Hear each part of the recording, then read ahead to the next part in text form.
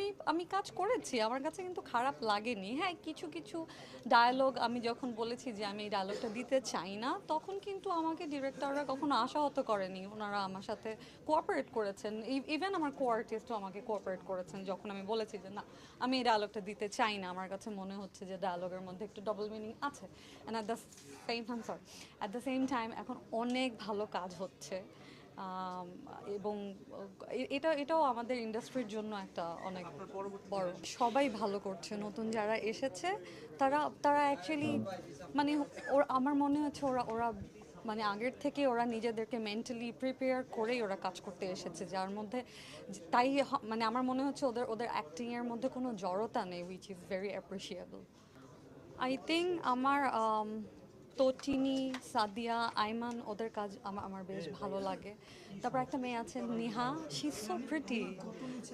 এই তো আমার আমার সবাইকে অনেক অনেক ভালো লেগেছে।